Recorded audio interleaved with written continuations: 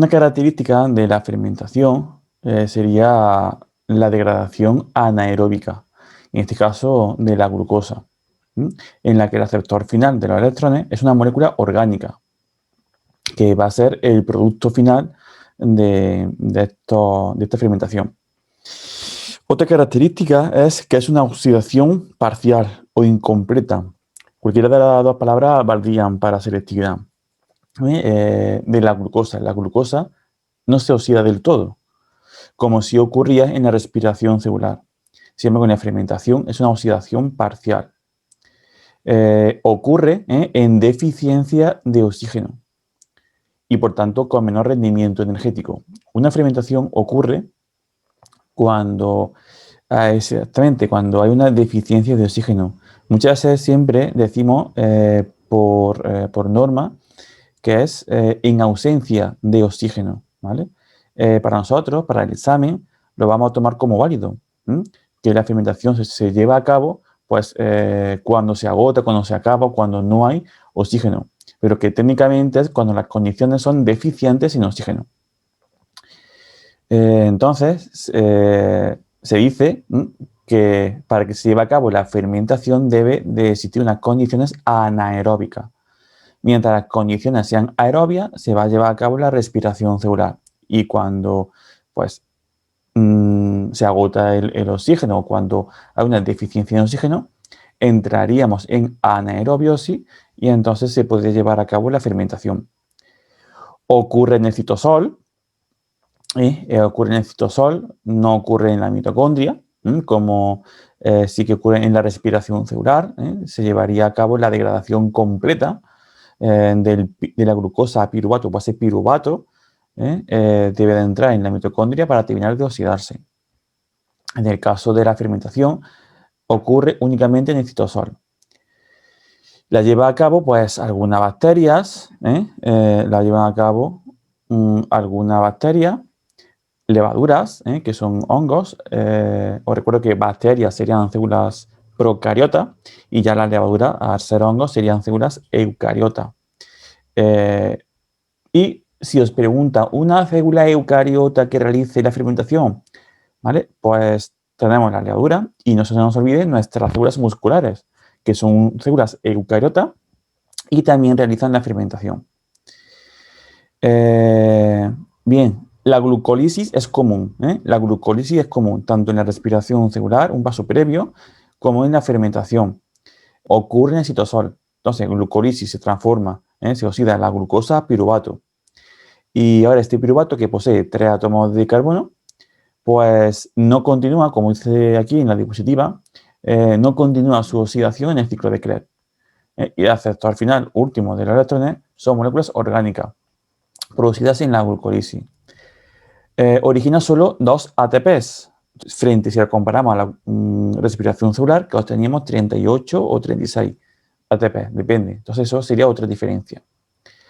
La finalidad, objetivo de la fermentación, pues regenerar el NAD+ consumido en la glucólisis a partir del NADH y posibilitar que ésta pueda continuar. Una finalidad de la fermentación es dar energía extra, ¿vale? Nosotros, por ejemplo, hacemos las fermentaciones pues, cuando nuestras células musculares entran en anaerobiosis. Sí, cuando nosotros hacemos un ejercicio físico y nos haría falta más oxígeno, ¿vale? Entonces nuestra célula está demandando mucho oxígeno y nosotros podemos darle hasta una cierta cantidad. Entonces llega un punto en el que a nuestras células le hacen falta más ATP. ¿Cómo solucionamos este problema? Pues las fibras musculares también, las células musculares también llevan a cabo la fermentación, ¿vale? Para dar ese pequeño aporte extra de energía. Tenemos dos tipos, la láctica y la alcohólica. Son las dos que se van a preguntar en selectividad. Y a modo de resumen, las características de la fermentación, pues las tenemos aquí. Anaeróbica, es decir, condiciones en ausencia de oxígeno. Tened en cuenta que técnicamente no sería así, pero para vosotros, en ausencia de oxígeno, es una oxidación parcial o incompleta, en este caso de la glucosa. El producto final es una molécula orgánica. Tiene menor rentabilidad que la respiración celular y que consume poder reductor.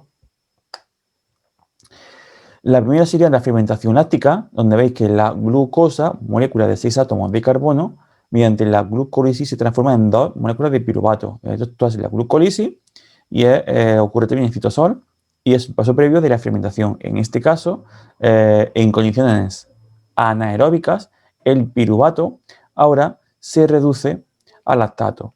Veis que para de glucosa a piruvato se está consumiendo, o sea, se estaría formando NADH, molécula con poder reductor, NADH, pero ahora este NADH vuelve a perder los protones, se los cede al piruvato, lo reduce y formamos lactato y otra vez renomamos el NAD+, para que de manera cíclica vuelva a entrar la glucosa, haciendo la glucólisis y se pueda permitir que esto siga, ¿no? Un ciclo que sigue, para que haya una formación de ATP de forma rápida y continuada.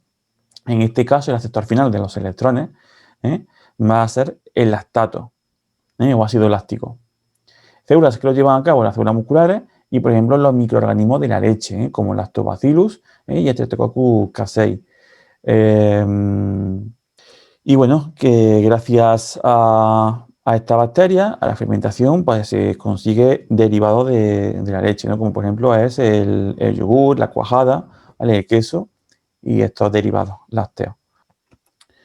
Y después tenemos la fermentación alcohólica. En esta fermentación alcohólica, nosotros nos tenemos que saber que la lleva a cabo una levadura, que son hongos, en este caso ya serían células eucariotas, no como la láctica, que la llevan a cabo bacterias, procariotas, en este caso la alcohólica, serían levaduras, que es Saccharomyces, el típico es Saccharomyces cerevisiae. En este caso, el piruvato, tras un par de pasos, el piruvato se transforma en etanol, que es alcohol, ¿vale? Entonces, glucosa se transforma en piruvato, como siempre, mediante la glucólisis, se genera NADH y ahora este NADH se va a volver a perder los protones, se lo va a ceder a una molécula intermediaria y se va a obtener etanol. Y a diferencia de la láctica, también se va a obtener CO2, ¿vale? CO2. Ejemplos, pues por ejemplo, el vino, la cerveza, el pan. Todos estos son productos que se obtienen a partir de la fermentación de la glucosa. Ya la diferencia es pues la fuente de glucosa. Si tomamos la glucosa procedente de la uva, si fermentamos la uva, obtendremos el vino. Y después si es de la cebada, por ejemplo, pues tenemos la cerveza. Este CO2 es ese carbónico, por ejemplo, que tiene la cerveza. Después también, si lo que hacemos es pan, esos orificios, esos huecos que tiene el pan, pues eso es el CO2 que se ha formado, que se ha generado. Que después, en el proceso de horneado, se evapora, se pierde, pero el hueco estaría ahí. Y después importante es saber el balance energético de la fermentación, que sería solamente se obtendría 2 ATPs mediante fosforilación a nivel de sustrato. Aquí no interviene la ATP sintasa, por lo tanto no serían mediante fosforilación oxidativa, sino que sería por fosforilación a nivel de sustrato, se obtienen 2 ATP. Propiamente en la fermentación no, sino es en el paso previo, en la glucólisis. Y muy importante saber las diferencias con respecto a la respiración celular aerobia. Sería 2 ATPs en la fermentación frente a 36-38 ATP en la respiración, oxidación incompleta o parcial de la glucosa en la fermentación, completa sería en la respiración, solo en citosol en la fermentación, citosol mediante la glucólisis y después el piruvato entraría en la mitocondria y se terminaría de oxidar, por lo tanto, en la respiración también habría que hablar de la mitocondria y después que la fermentación se lleva a cabo únicamente en condiciones anaeróbicas, frente a la respiración que es en condiciones aerobias, hace falta oxígeno. Pues hasta aquí el vídeo de hoy, explicando de forma breve la fermentación y las cositas clave que os tenéis que saber de cara para selectividad. Así que nada, Nos vemos en el siguiente vídeo. Chao. Tell me pretty lies, look me in the face, tell me that you love me, even if it's fake.